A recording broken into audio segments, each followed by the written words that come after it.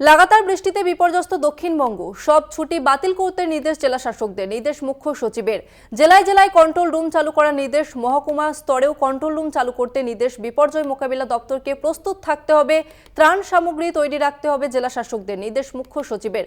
কোথায় কত জল জমেছে, নদীগুলিতে বিপদসীমার উপর দিয়ে জল বইছে কিনা প্রতি মুহূর্তের রিপোর্ট পাঠাতে হবে নবান্নে, জেলা শাসকদের নির্দেশ মুখ্য সচিবের।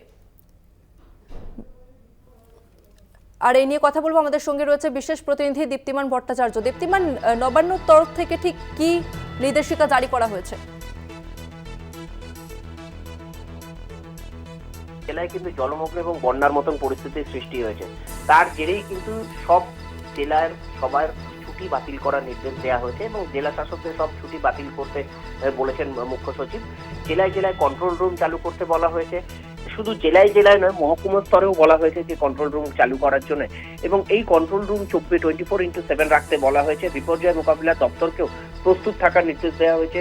প্রত্যেকটা জেলা শাসকের কাছ থেকে কোন নদীর কতটা জল রয়েছে, কোন নদীর জল বিপদসীমার উপর থেকে বইছে, কোথায় কোথায় জলমগ্ন হয়েছে, এই জল বাড়ার ফলে কোন কোন এলাকা প্লাবিত হতে পারে, কোথায় কোথায় তার একটা রুট ম্যাপও তৈরি করতে বলা হয়েছে।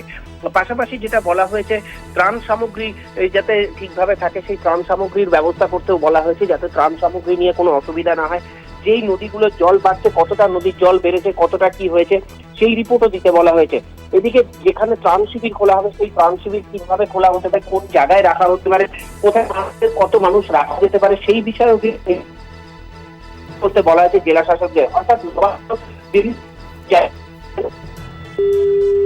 বেশ, ধন্যবাদ তোমাকে দীপ্তিমান। আমরা কথা বললাম আমাদের প্রতিনিধি দীপ্তিমান ভট্টাচার্যের সঙ্গে। লাগাতার বৃষ্টিতে বিপর্যস্ত দক্ষিণবঙ্গ, উত্তরবঙ্গের পাশাপাশি এক নাগাড়ে বৃষ্টির জেরে বিপর্যস্ত হয়েছে দক্ষিণবঙ্গ। সব ছুটি বাতিল করতে নির্দেশ জেলা শাসকের, নির্দেশ মুখ্য সচিবের।